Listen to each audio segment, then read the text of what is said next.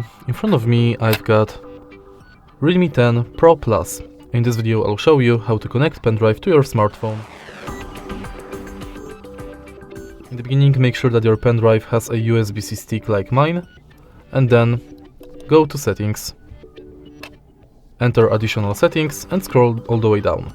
Now simply switch this button, and now plug your pendrive in.